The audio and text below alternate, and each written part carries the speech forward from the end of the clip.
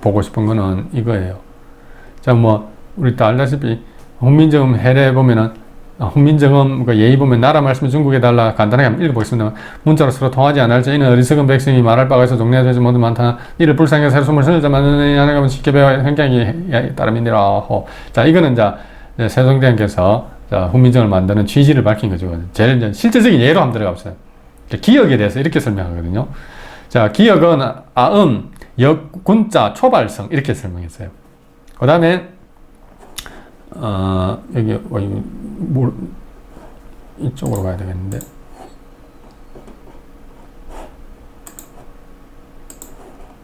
여기 봅시다. 좀 따로 옮겨놨는데 자, 여기 있네. 아음, 기역은 아음인데 여, 군자, 초발성. 자, 그 다음에 병서 나란히 쓴다는 뜻이거든요. 병서 하면은 여, 균자, 초발성 이렇게 돼 있고, 또 기역 역시 아음이다. 결자가 쾌자, 초발성 이렇게 놨거든요. 이게 이제 뭐 쓰면 자, 기역은 아음, 어금니 소리로서 한자 군자의 초성과 같다 이런 뜻이거든요. 나란히 쓰면 병사하면 금자와 같다 이런데 우리 다 알지 않습니까? 훈민정음은 세종대왕께서 누구를 위해 만든 겁니까? 어린 백성, 어리다만 나이가 어리다는 뜻이 아니고 현대어로 바꾸면은 어리석다는 뜻이거든요. 그러니까 아무것도 모른다는 뜻이에요. 어린 백성을 위해서 만들었는데 그 어린 백성 만들었는데 그것을 위한 매뉴얼 책이 해례인데 해례를 왜 한자로 적었을까요? 그거 생각해 본 적 있으세요? 해례뿐만이 아니고 훈민정음, 예의, 훈민정음, 본문, 그 다음에 해례 서문, 정인지서, 동국정원서, 이 전부 한문이에요. 훈민정음은 백성들을 위한 그거 아닙니까? 근데 백성들은 우리가 뭐 우리의 지금의 상식으로 보면 백성들은 문자를 잘 몰랐지 않습니까? 그런데 그런 관련 책들을 갖다가 왜 전부 한문으로 적었을까요? 그 전까지는 문자가 없었어요. 한문을 쓰던 그 습관이 있으니까 한문으로 쓰고 이제 이 문자를 반포하고 난 다음부터는 이제 이 훈민정음으로 쓰자 뭐 그런 뜻이었을까요?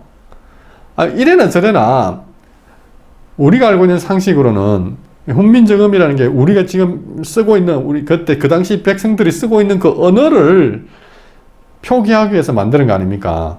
그 당시 백성들의 언어를 이 글자로 표기하기 위해서 만든 게 훈민정음이라면은 거기에 관련한 여러 가지 설명서라든지 뭐 이런 다 그냥 우리말로 이렇게 언문으로 적으면 되지 않습니까? 나라 말씀이 둥기게 달아 문자와로 서로 삼았디 안에 할세 이거 원문 아닙니다. 원문은 한문이에요. 실록에도 있고 해례에도 있는데 원문 한번 볼까요? 자, 훈민정 나라 말씀이 중국에 달아 문자와로 서로 삼았지 않을 때 이건 원문이 아니다 그랬죠. 원문은 뭐냐면은 국제음 이호 등액 여 문자 불상유통 고우민 유소 요건 이 종불덕 신기 정자 다의 여위 차 연민 민연 신제 28자 욕 여기 이습 아이고 어렵다 편어 일용이 이렇게 되거든요. 이게 세종께서 하신 말씀이에요. 물론 말로 하시는지 글로 적은지는 모르겠지만 이게 원문입니다. 이 세종의 말씀이세요. 이게 세종은 나라 말씀이 둥국에 달아 이렇게 말 안 했어요. 그럼 우리가 알고 있는 나라 말씀이 둥국에 달아 이건 뭡니까? 번역이에요. 번역. 이를 한번 생각해 본 적 있어요. 왜 세종이 새로 문자를 놨으면 이거 우리 일상생활에서 쓰는 말을 갖다가 기록하게 했으면은 훈민정음 예의라든지 해례라든지 이런 걸 갖다 그냥 알기 쉽게 그 당시 우리말로 이렇게 적었으면 되지 않습니까? 그런데 왜 한자로 적었을까요? 어린 백성 알아묻기도 힘든데. 더군다나 예를 들어서 이런 거 한번 봅시다.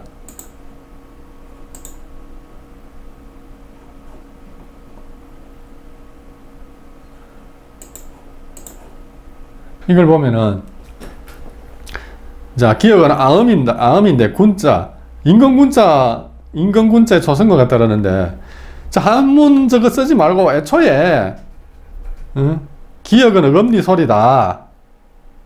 그 다음에, 굴자 첫 소리와 같다. 이렇게 적으면 안 될까요? 우리말로, 지금의 우리말처럼 이렇게. 기억은 어금니 소리다. 땅굴 파잘 때 굴리지 않습니까? 그 기억으로 시작하지 않습니까? 굴자의 첫 소리와 같다. 이렇게 할 수 있는 거거든요. 그 다음에 저 보면은, 병서하면은, 나란히 쓰면은, 여금자 초발성, 이래 되거든요. 나란히 쓰면은, 한자 균자의 첫 소리와 같다는데, 저 균자 있잖아요. 저거 뜻이 뭐냐면은, 뿔 둘 달린 작은 용, 이런 뜻이에요. 저거 쓸 일이 일상생활에 한자가 그 많은 한자를 우리가 쓰고 있지만 저런 글자 쓸 일 없잖아요. 그런데 쌍기역 이게 무슨 소리냐를 설명해 주겠어요. 예를 든 그 예시를 든 문자가 왜 저 한자인 것도 참 환장하겠는데 굼이라니, 응? 그것도 지금 아주 동국 정운식 발음으로 해가지고 지금 현재는 저걸 저렇게 읽지도 않거든요. 저런 한자 쓸 일이 뭐 있습니까, 우리가? 왜 저렇게 했을까요? 그 다음에 기역도 그래. 기역은 아음이니, 역회, 빠를 쾌자 아닙니까? 역회자 초발성, 빠를 쾌자의 첫 소리와 같다. 사실, 제가 이 강의를 준비하면서 한자가 많이 늘었어요.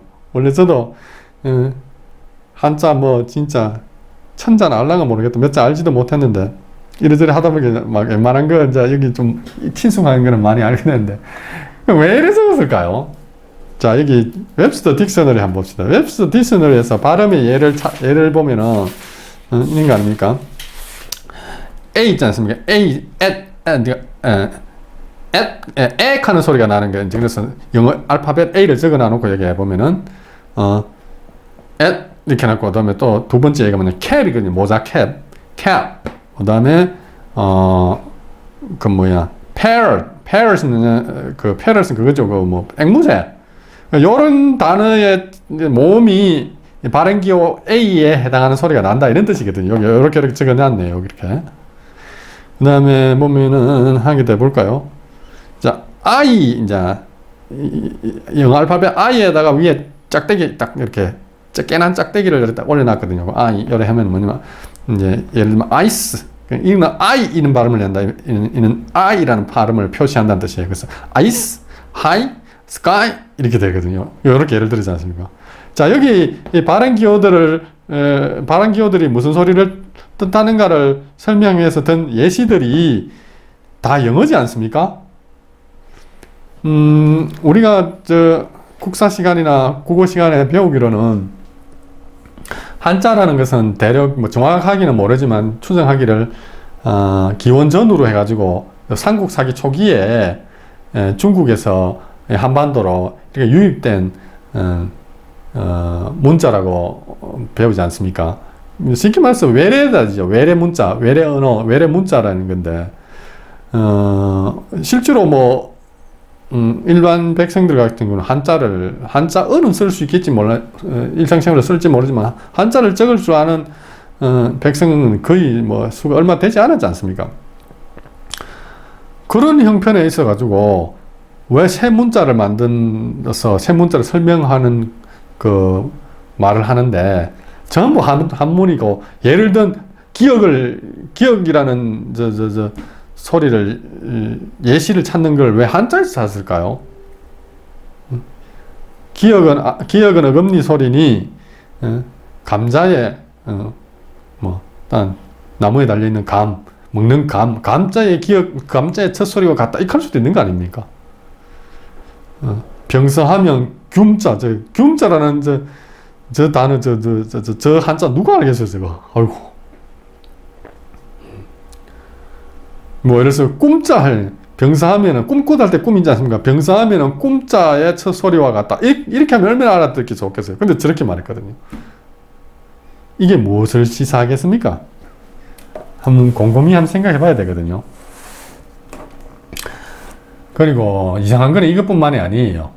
우리 훈민정음 해례 언제 한번 읽어보겠습니까만은 한번 해례 보면은 이런 문장이 나오거든요. 이제 해례 보면 해례 앞부분을 자, 해례 첫 부분을 제가 한번 읽어보겠습니다. 천지의 도는 이거 번역입니다. 원래 원문은 뭐냐면은 천지지도 일 음양 오행 이기 곤후 곤sam한다 곤복지간 위태극이 동정지 후위 음양 자, 성충이는 솔잎을 먹어야 한다고 우리 식으로 합시다. 자, 천지의 도는 하나로 음양과 오행일 뿐 공과 복의 사이에 태극이 움직이고 멈춘 후에 음양이 생겨난다. 이게 무슨 말이지? 아시겠어요? 다음. 무릇 천지간에 살아 존재하는 생명은 음양을 버리고서는 어떻게 할 것인가? 그러므로 사람의 소리에 모두 음양이 이치가 있지만 다만 사람이 잘 살피지 못했을 뿐이다. 이제 정음을 만드는 데서 처음부터 지식으로 지어내야 해서 찾는 것이 아니라 단지 그 성음을 인하여 그 이치에 이른 것일 뿐 이치는 이미 둘이 아니니 곧 어찌 천지 귀신과 더불어 썸이 같지 않겠나. 말도 웃기죠. 이제 정음을 만드는 데서 처음부터 지식을 지어내야 해서 찾는 것이 아니라 하지 않습니까? 정음을 만든다 그러지 않습니까? 이제 좀 아시겠습니까?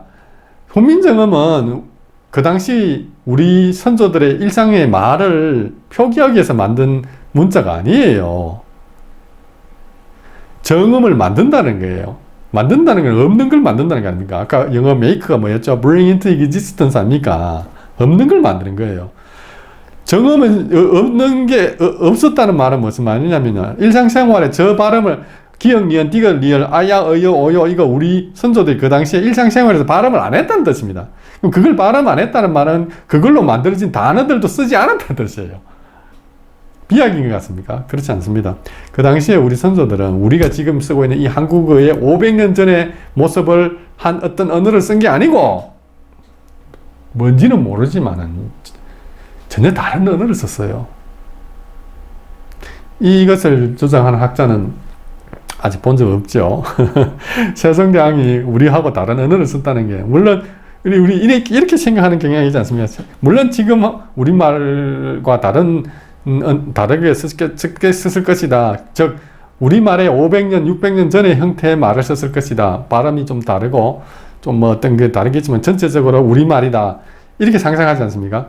근데 그건 착각이죠. 세종대왕께서 일상생활에서 하신 말씀들은 지금 우리가 쓰고 있는 이 언어와 전혀 다른 계통 자체가 계통까지는 모르더라도 어쨌든 전혀 다른 언어, 외국어처럼 우리가 일본어하고 우리말하고 영 다르지 않습니까? 그 정도로 다른 그런 언어를 썼을 가능성이 커요. 언어 역사를 보면은 그런 경우가 많습니다, 실제로. 자, 어쨌든 간에 이 훈민정음 해례 해례에 나오는 이런 말들을 이해하시겠습니까? 더 황당한 걸 또 읽어드리죠. 자, 오음의 원리. 대저 사람의 소리의 근본은 오행에 있다. 이런 게 왜 필요합니까? 기억, 니은 배우는데. 그러므로 사철에 맞추어도 어긋나지 않고 오음을 맞추어도 얼그러지지 않는다. 목구멍이 깊어 젖어 있으니 물이다. 소리가 허통하니 물이 맑아 흘러 통한 것과 같다. 계절로는 겨울이며 은계로는 우가 된다. 어금니는 어긋나 커져서 나무가 되고 소리는 목구멍 소리와 비슷하여 튼튼하니 마치 나무가 물에 생겨서 형상을 갖춥니다. 계절로는 봄이요 은계로는 각이다. 혀는 날카롭게 움직이니 불이다. 이 뭔 소리입니까? 딴 데 한번 읽어볼까요?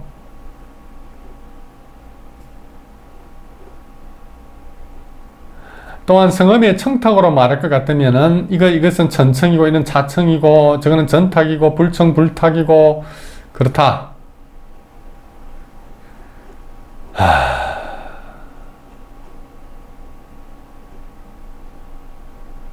자, 모음 아래 아는 혀가 수축함으로 소리가 깊어 태초에 하늘이 열리는 것이라.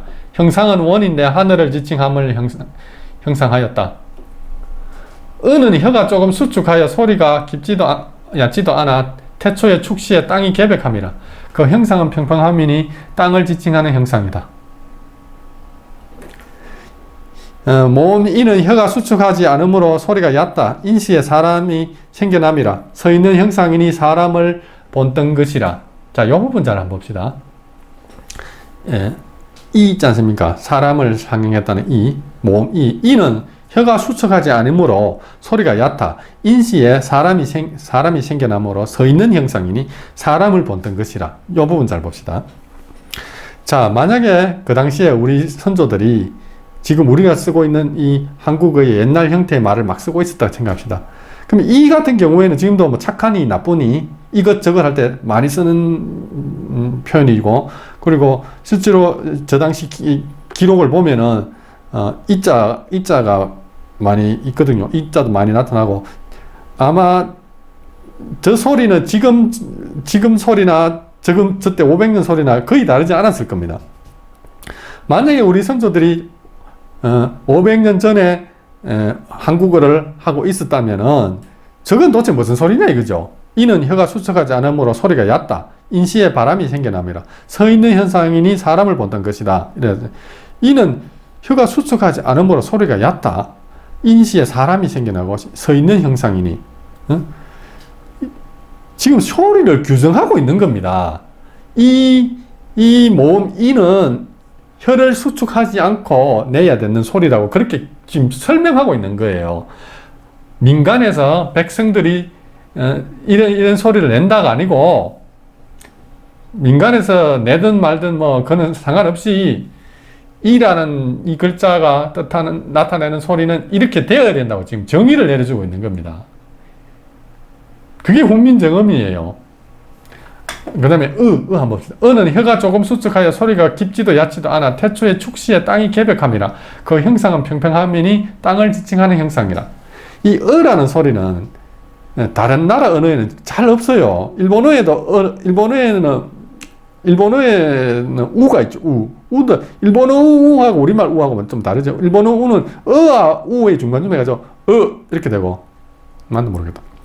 어쨌든 간에 저 어라는 저 소리는 물론 세계 각국의 언어를 다 뒤지면은 나올 수도 있겠지만은 제가 알고 있는 범위 속에 저 소리 잘 없어요.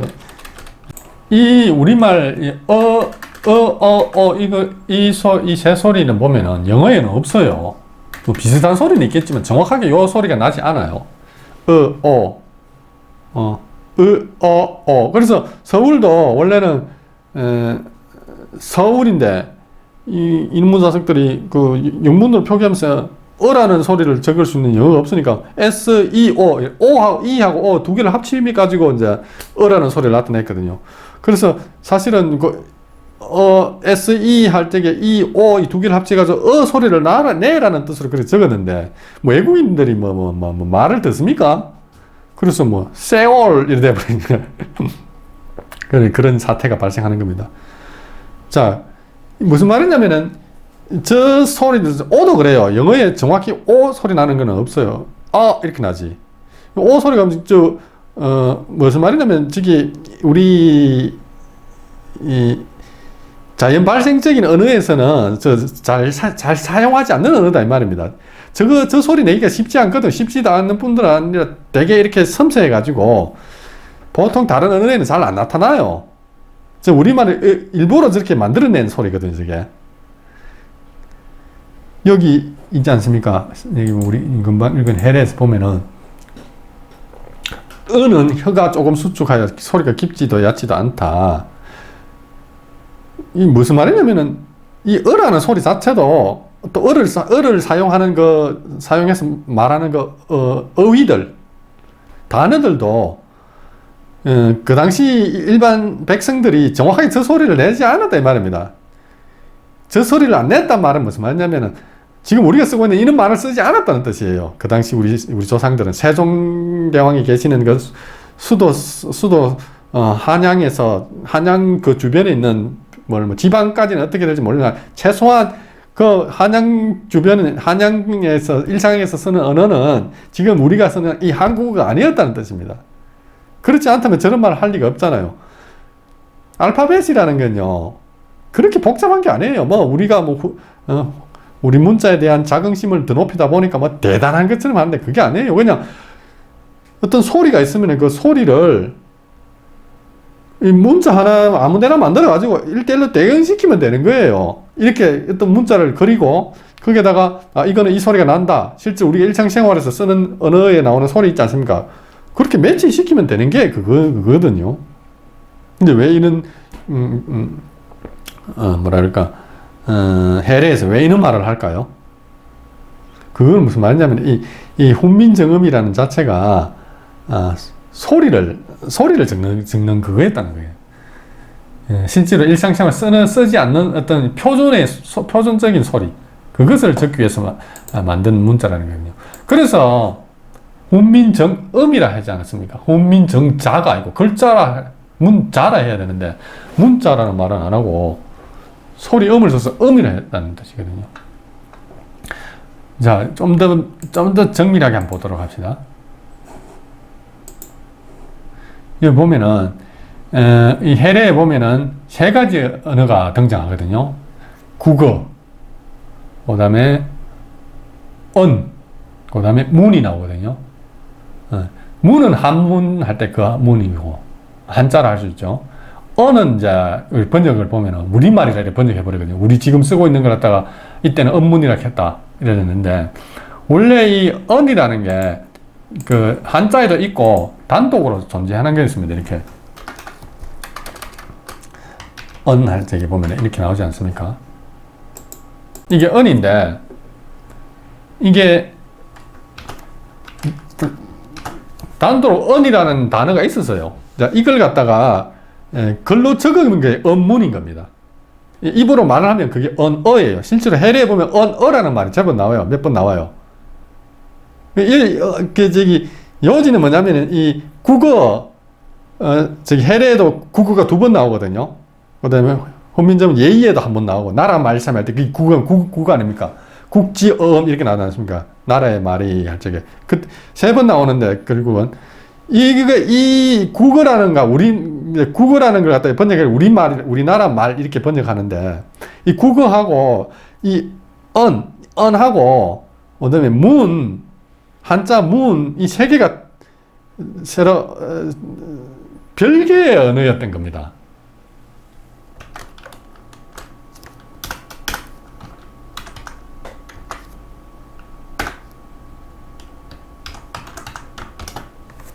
문하고 한번 볼까요? 왜 진짜 그런지. 자, 언을 갖다가 글자로 쓰면 언문이 된다 그랬죠. 자, 언문을 검색 한번 봅시다. 자, 여기를 한번 봅시다. 이 받침을 설명하는 장면이거든요. 자, 디귿이 벼, 니은이 군, 비읍이 이, 그 다음에 일업자, 미음이 땀의 받침으로 쓰인다. 이래 되어 있지 않습니까? 한자를 예를 들어서 보여주고 있죠, 역시.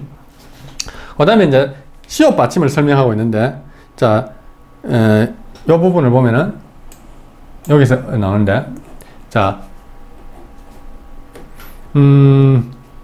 자, 시옷은 시옷, 언어라 하고 있죠. 그 언문이 있으면은, 언어가 있는 겁니다. 언어로 된 말인데, 언어, 옷이죠. 그게. 자, 언문, 언어인 옷인데, 재밌는 거 저기 보세요. 위의 이렇게 한자로 생각했거든요. 위는 무엇이 되다 또는 뭐뭐이다 이런 뜻이거든요.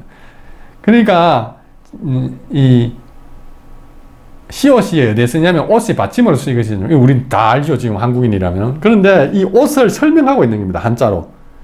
옷이 뭐냐? 위의, 즉 옷, 의자, 옷, 의자, 옷이라는 뜻을 가진 옷이라는 단어가, 언어에 있는데, 걔 받침이 시옷이다. 이런 뜻입니다, 이게. 한 문장 더 볼까요?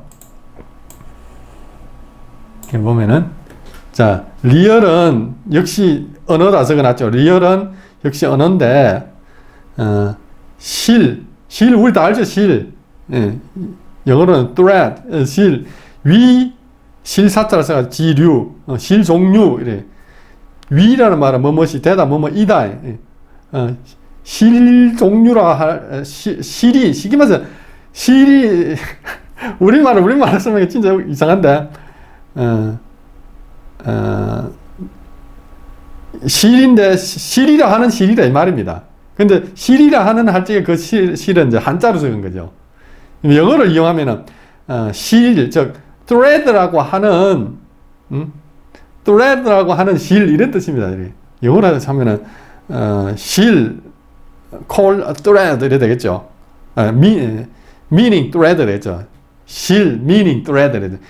thread, 실을 뜻하는 실, 이래 되겠죠. 아이고, 죽겠다. 우리말 실처럼 쓰인다는데, 여기 우리말이라, 이게 번역이 문제 있는 겁니다. 왜 이 번역을 갖다가 이 사람은 이렇게 우리말이라 했을까요? 저 언문적을 우리말이라 생각하는 겁니다. 물론 언문은 우리말인 건 맞는데, 그 당시에 그분들이 언문을 일상생활에서 안 썼는데, 국어를 쓰고 있는. 그 당시에 세종대왕이 사실은 그곳에, 그 나라에서는 국어를 썼어요. 국어를 고유명사처럼 생각합시다. 국어라는 언어를 썼는데, 새로운 문자를 만들었어요. 새로운 문자를 만드는데, 그 새로운 문자를 실제적으로 어떻게 쓰는지를 예시를 보여주기 위해서 언문이라는 언어라는 새로운 언어를 갖다가 이제 이렇게 이용하는 겁니다. 차용해가지고 모셔가지고 이렇게 이런 경우에 이렇게 된다.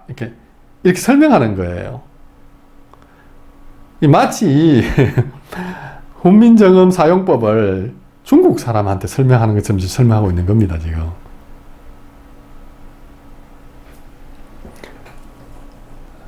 그 언문이 세월이 흘러서 지금 우리말이 됐고요. 그 당시에는 언문을 일상생활에 안 썼고 국어를 쓰고 있었어요. 그리고 문자 생활은 한문, 즉 문으로 하고 이렇게 됐던 겁니다, 지금. 그걸 지금 보여주고 있는 거예요. 또 볼까요? 자, 반스럼, 여기 보면은,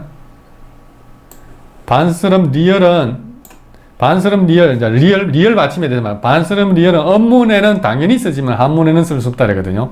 그걸 갖다 한자를 갖다 쓰면 이렇게 쓰거든요. 한자. 여기 한자죠. 한자로, 한문으로 쓰면 이렇게 됩니다. 리얼 받침은 언문에는 여기 언자, 우리말 언문할 때 언자죠. 언문에는 당연히 쓰지만은 한문에는 안 쓴다. 이런 뜻이거든요, 이게. 실제로 보면은 중국어에는 리얼 받침 없어요. 한문에도 한자들 다 보더라도 지금 우리가 쓰고 있는 이 한자 발음은 리얼이 있죠. 우리식화가 된 거죠. 근데 원래 동국 정운에도 리얼로 끝나는 한자 발음은 없다 이래 놨거든요. 그래서 죽일 살자 같은 거 리얼이지 않습니까? 근데 동국 정원이 어떻게 되냐면 그 리얼로 끝나면 입성이 안 되기 때문에 리얼로 끝나면 안 된다. 그래서 입성을 만들기 위해서 여린 히읗을 이렇게 붙여가지고 다 끝나게 만들거든요. 원래는 디귿이다 이렇게 신숙조가 이게 해례에서 설명하죠. 디귿, 원래는 디귿이라 그래서 살다 죽일 살자가 죽일 삿 이렇게 해야 되는데 민간에서 막 말을 하다 보면 변해가지고 리얼로 변했다 이렇게 설명을 하고 있어요. 그래서 반스럼 리얼은 언문에는 당연히 쓰지만 한문에는 쓸 수 없다 이렇게 해놨는 거예요. 강동어든 북경어든 중국어는 리얼 받침 없어요. 재밌지 않습니까? 일본어도 리얼 받침이 없어요. 심지어는 베트남 말에도 리얼 받침, 태국 말에도 리얼 받침이 없어요. 영어에는 리얼 받침이 있는데, 근데 엄격히 말해서 리얼 받침이 아니죠. 왜냐면 영어 리얼로 끝나는, 보면은 밀크 있지 않습니까? 리얼 받침이지 않습니까? L 들어가지 않습니까? 사실 영어 발음 중에 어려운 중에 하나인데, L이 받침으로 갈 경우에, 밀크라면은 미국 애들이 틀린 발음이 그런데, 사실 그게 틀려서 틀린 게 아니고, 이제, 걔들이 못해서 그런 거예요. 리얼 받침, 사실 영어도 리얼 받침이 있다고 할 수 없는데, milk, 이렇게 해야 되지. milk, 리얼 소리 나지도 않지 않습니까? 잡아 당기는 또 풀인데, 우리 풀인데, 이게 리얼 받침을 발음을 잘 못해요. 그러니까 포.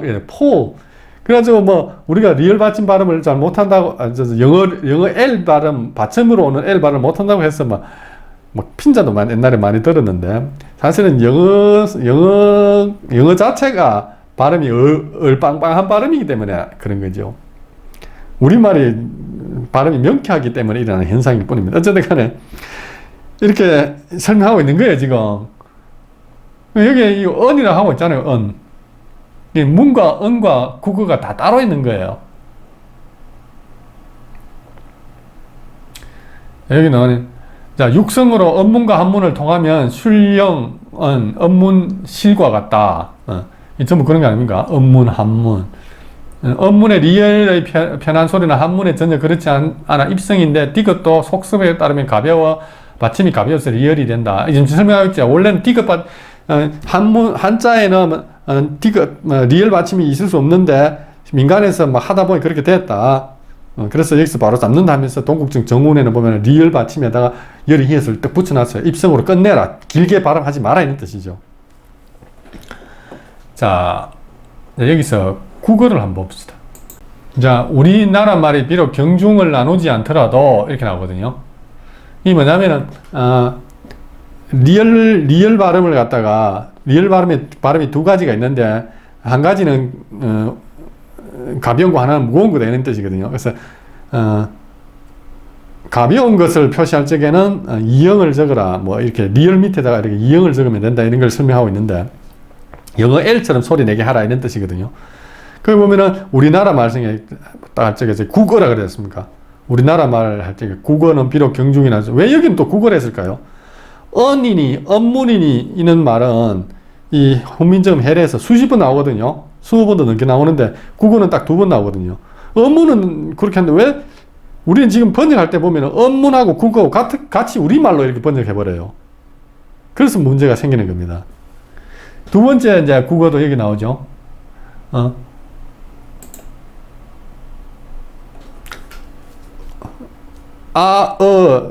기, 이성 이런 소리 어떻게 내는지 모르겠는데, 아와 어와 이가 일어나는 소리가 되는 것은 우리말에는 없다.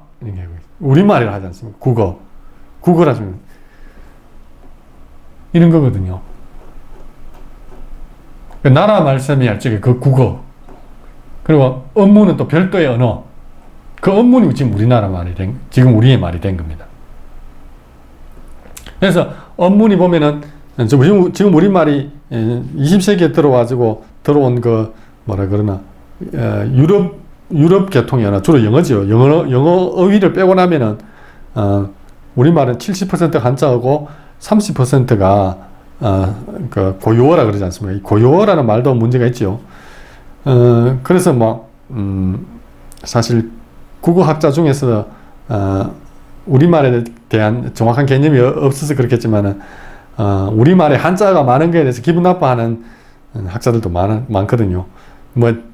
과거 사람 중에서 최현배 같은 사람들은 한자어라 하면은 한자어라 하면 진짜 근데 한자어는 되게 편리하거든요. 한자어가 있으면은 되게 편리한데, 문제는 이제 잘못 알고 있었던 거죠. 한자어는 우리말이 고유한 우리말이 아니다. 외래에서 온 것이다. 잘못 알고 있기 때문에 이런 현상인데, 자, 만약에 진짜 이때 세종당시 이때 우리 선조들이 언문을 일상의 말로 쓰지 않았다면은, 또 다른 말을 썼다면은, 지금 우리가 쓰고 있는 이 70대 30의 비율을 이루고 있는 이 지금의 우리말은 뭐라 그럴까, 그야말로 그 한자의 영향을 받아갖고 생긴 그런 언어가 아닌 겁니다. 그야말로 그냥 고유어 30%, 어휘 30%, 한자어 30% 이렇게 때려 섞어가지고, 우리 고유어가 옛날 고대부터 써오다가 한자가 유입됐다고 생각하지 않습니까? 이 생각 자체가 틀렸다는 거예요. 물론 어느 게 먼저 온지는 모르죠. 내 생각에는 한자가 먼저 우리말일 가능성도 있어요. 한자가 있는데 이 고유어, 지금 고유어가 이렇게 유입되는 것을 이렇게 정확하게는 모르는 겁니다. 어쨌든 간에 두 개가 이렇게 섞여 있는 거예요. 30%라 그러는데, 이거 뭐 어떤 또 근거 없는 또 어떤 사람들 이런 말을 하더라고요. 그나마 그 30%도 뭐 몽골어, 여진어, 뭐 북방 민족의 그 유목 민족에서 굴러들은 언어이 않습니까? 그런 게 막 섞여가지고 진짜 순수 우리 고유어는 10%도 안 된다 뭐 이렇게 하는 사람이 있는데, 그 좀 무지의 소치죠. 그 30%는 순전히 우리 고유어입니다. 오히려 그 우리 고유어가 전해져서 몽골어라든지 여러 가지 북방 민족들의 언어에게 전해진 거예요. 남방에서도 온 언어들이, 남방계 언어들 있지 않습니까? 남방계 어휘. 예를 들면 쌀, 뭐 논은 아닌가? 쌀, 뭐 여러 가지 농사 관련한 어휘들은 좀 인도에서 사용되는 어휘하고 비슷한 게 많거든요. 그래서 인도에서 그 말이 우리 한반도로 말이 유입되어 왔다 이렇게 생각하는데 그건 착각이에요. 거꾸로예요, 거꾸로. 우리말이 인도로 간 거예요. 그 말은 우리말이 그 한자를 빼는 그 고유어가 처음 생길 당시에 한반도에 있지 않았고, 그 고유어를, 그 언어 자체가 아마 중앙아시아 좀 있었겠죠. 그 중앙아시아에서 일본은 인도로 내려가고, 그 인도로 내려가가지고, 남쪽으로 흘러서 간 언어가 일본어예요, 사실은. 일본어하고 우리말하고, 상당히 비슷하다 하고, 뭐, 그래서 개통상, 뭐, 같은 뿌리가 아닐까 생각하는데, 사실 뭐, 세상 모든 언어가 다 같은 뿌리지만은, 일본에는 인도로 가가지고 이렇게 남쪽으로 돌아가지고, 지금은 일본 열도에 간 언어고, 우리말, 한자도 똑같아요. 한자도 결국은 중국 사람들이 만든 거 아닙니다.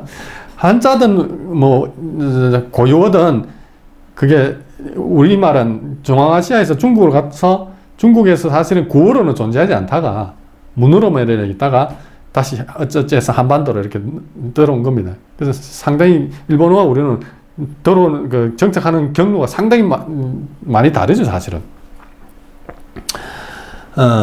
그렇습니다.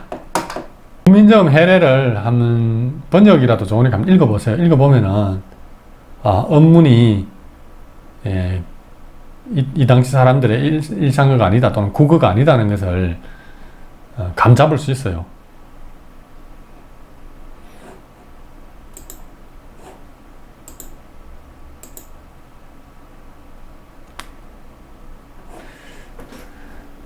그러면은 이제 이런 질문이 나오거든요.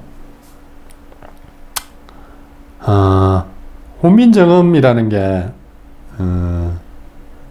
그 당시에 백성들이 사용하는 일상어를 표기하기 위해서 적은 문자가 만들어낸 문자가 아니라면 세종대왕은 그걸 만들어서 뭐 하려고 했는가 이런 이제 의문이 생기는데,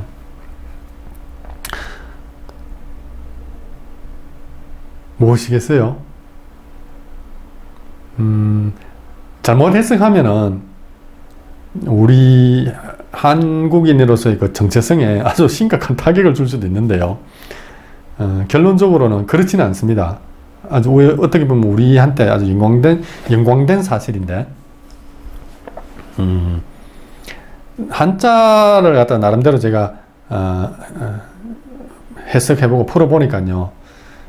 예를 들어서 뭐 바람풍이 있다면은, 우리말 바람이 있으면은 한자 풍이 있다 그러면은 같은 걸 그리고 있어요. 무슨 말인지 알겠죠? 그래서 이쪽은 우리 고유어고 이쪽은 우리 고유어가 아니다 이렇게 생각하면은 선조들에 대한 신뢰가 됩니다. 예를 들어서 내천자가 있다 봅시다. 우리말 내가 무슨 그리는 거, 의미하는 걸 갖다가 표현하는 게 그 훈민정음어로 적으면 이렇게 내가 되지 않습니까? 이렇게 내라는 게, 이게 그냥 이걸 내라고 소리 내자가 아니고, 그렇게 소리 내야 되는 당위성이 있어요. 무엇을 표현하고 있다는 뜻이죠. 한자 내천자를 보면은 내천자가 그리는 바도 있어요. 두 개가 같은 거예요. 우리 고유어라고 하는 그 순우리말이라는 그것들하고 여기 있는 한자들하고 같은 걸 표현하고 있어요. 하나는 소리 문자로 적었고 하나는 그 뜻 글자로 적은 그 차이가 있을 뿐이죠. 그걸 앞으로 다 보여줄 겁니다. 구체적으로 그냥 막 막연하게 이런 게 아니고 하나하나 기하학적으로 정확하게 어문학적으로 딱 보여드릴 겁니다. 자, 그런데 어쨌든 간에 그러다가 뭐 이제 세상이 어떻게 되는지 모르지만은 한자 위주로 문자 생활이 한자 위주로 가게 됐어요. 우리가 또 하는 착각 중에 하나가 중국어라는 게 있는데 중국어를 표기하기 위해서 만든 게 한자라고 생각하지 않습니까? 그게 절대 그런 게 아니거든요. 한자가 먼저 있고 그 한자들을 갖다가 이렇게 짜집기를 해서 생겨난 게 중국어입니다. 그게 지금의 뭐 보통화 만다린이든 광동어든 지방의 뭐 어느 어떤 지방 사투리든 한자로 표기하는 모든 중국어들은 한자가 먼저 있은 다음에 그것을 이렇게 블록으로 이렇게 뭐라 그러나 그 피스 맞추기 하는 거 아닙니까? 그런 식으로 말을 만들어낸 거예요. 그게 이제 그렇게 됐던 건 뭐냐면은 문자 생활을 갖다가 한자 위주로 하다 보니 그렇게 됐을 거예요. 그럼 왜 진짜 그 실제로 해례에서도 보면은 이렇게 말하거든요. 이 말 들어봤습니까? 자방고전. 글자는 모방했다. 옛날 문자를. 이 무슨 말이냐면 훈민정음 그 글자의 모양은 옛날 문자를 모방해서 만든 것이다 이런 뜻이거든요. 그러면은 창제가 아니지 않습니까? 창제할 적에 그 제는 재단하다 할 때 제자고 창자는 비로소 재단했다. 비로소 재단해가 만들어냈다는 뜻이거든요. 그러면 창제가 아니지 않습니까? 옛날에 있던 걸 갖다가 또 썼는데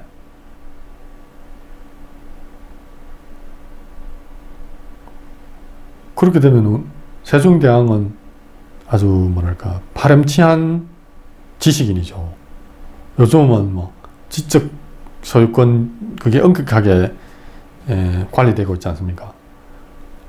훈민정음은 쉽게 말해서 창제가 아니고 도용이죠, 도용. 만약에 자방고전 저 말이 맞다면 저 자방고전은 해례에 있는 거거든요. 해례에 있나? 해례 훈민정음 정인지 서예에 있나? 어쨌든 간에 있어요. 그래서 저기 유명하거든요. 학자들 간에도 그렇고.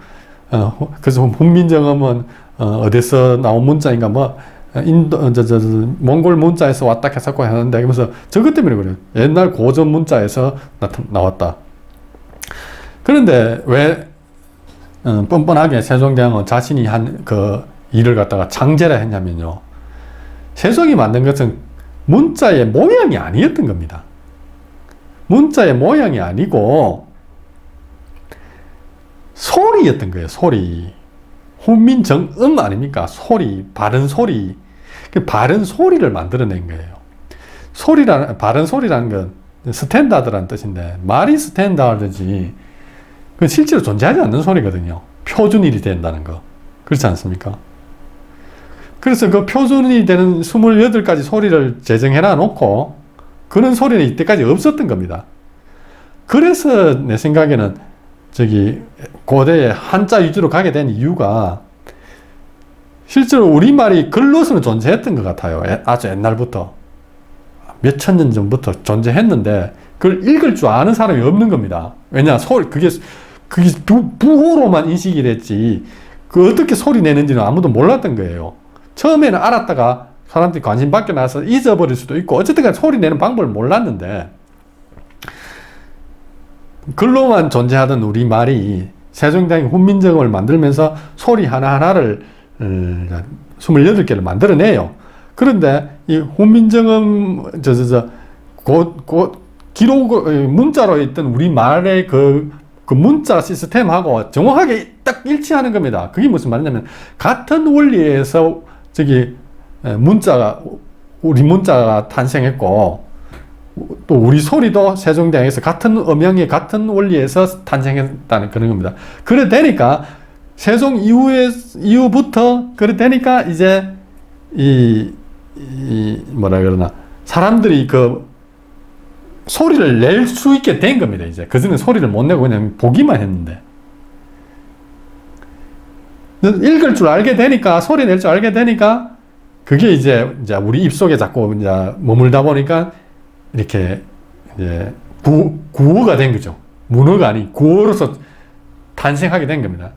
그래서 대충 이렇게 정황을 보건데, 우리말이 완벽하게 구어가 된 거는 몇백 년 안 된 것 같아요. 많아야 400년, 300년, 200년, 100년은 좀 아닌 것 같고, 짧게 잡으면 200년, 많아야 3, 400년 밖에 안 된 것 같아요. 혹시 읽어보셨는지 모르겠는데, 정철이 쓴 관동별곡 우리 고등학교 때 배웠고, 관동별곡보다 더 문학적으로 더 우수하다는 사미인곡이라는 걸 읽어보면요. 그게 사미인곡은 이제, 미인을 사모한다는 뜻이거든요. 미인을 사모하는 마음을 노래한 건데, 거기서 말하는 미인은 임금님이죠. 임금님에 대한 충정을 갖다가 이렇게, 마음을 갖다가 이렇게 표현한 시인데, 학자들은 가사문학이라고 하는데, 가사문학의 정수라 이라고 아주 가사문학 중에서 가장 이걸로 치거든요.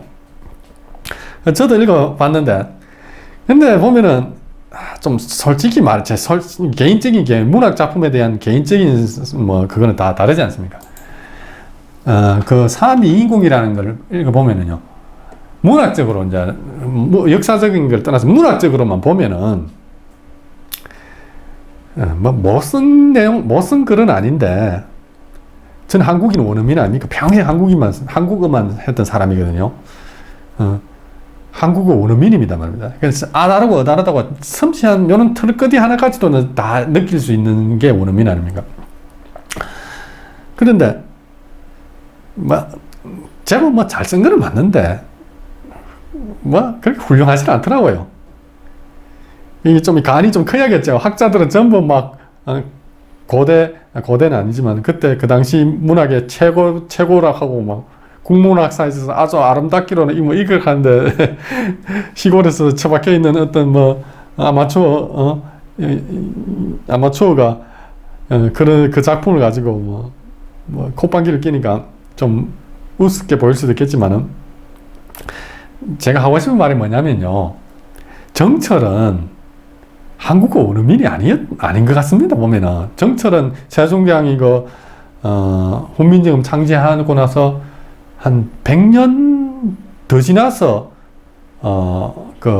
출연하는 역사적 인물이거든요. 근데 사미인공 같은 경우에도 100년 조금 더 지나서 짓는데, 제 생각엔 그때까지만 해도 우리말이 완전 구어가 안 됐던 것 같아요. 그런 마음을 딱 읽어보면요, 좀 유치해요. 사미인국이고 관동별곡이고, 옛날 우리 15세기 또는 16세기 임진왜란 일어나기 전에 있었던 우리 국문학 보면 양이 되게 적지만 그래도 좀 있지 않습니까?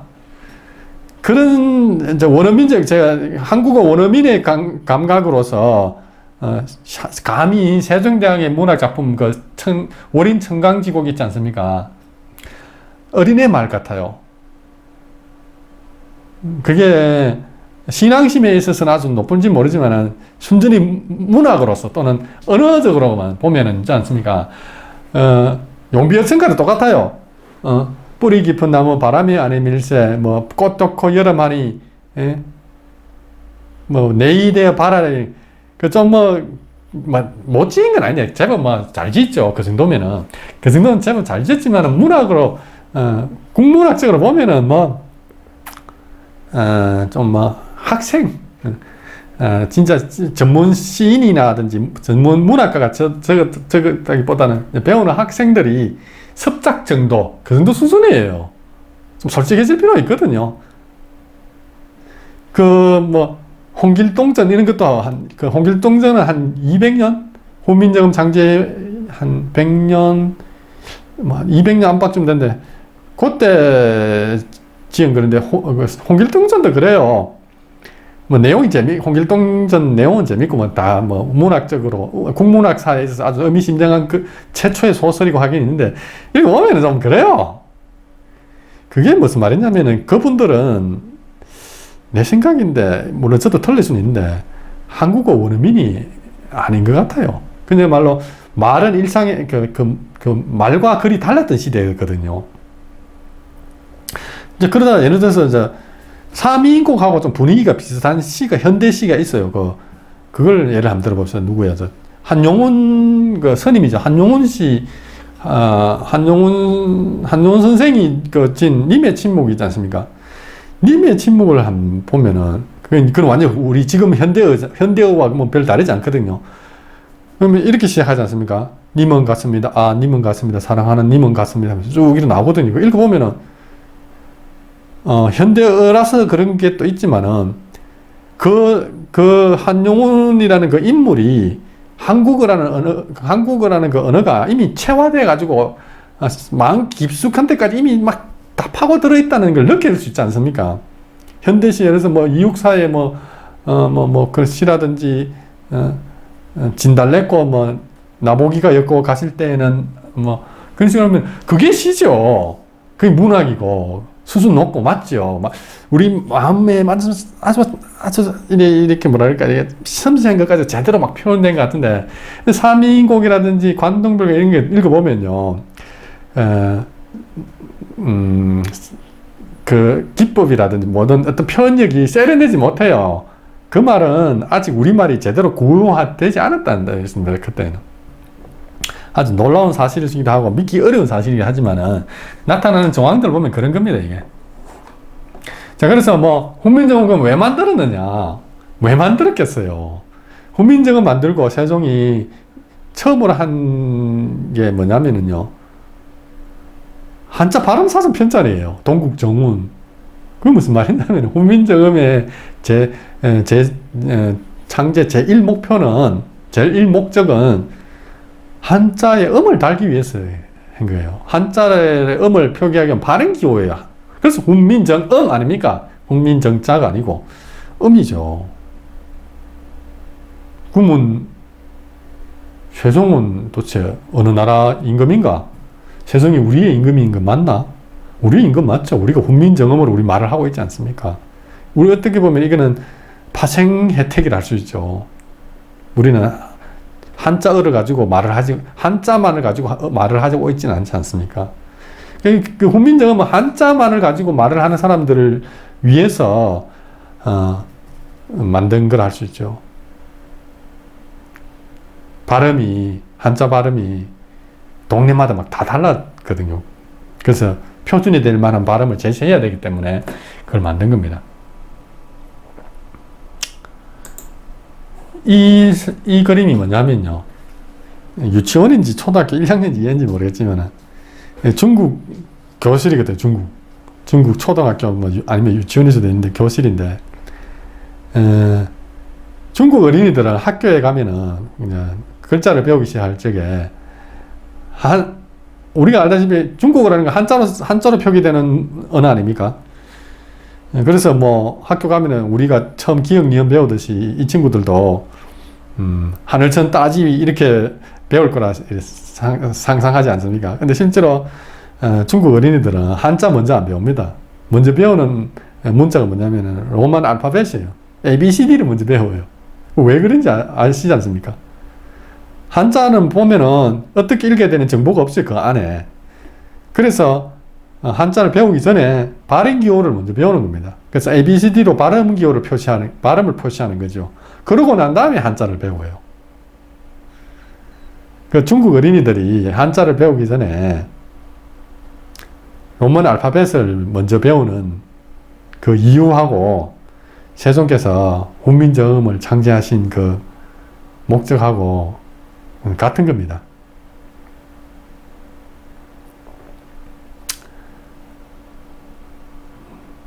놀라운 사실이죠. 그러면 세종대왕은 어디에서 임금 노릇을 하신 분이었을까요? 자, 그러면은 우리말이 어디서 온 것인가?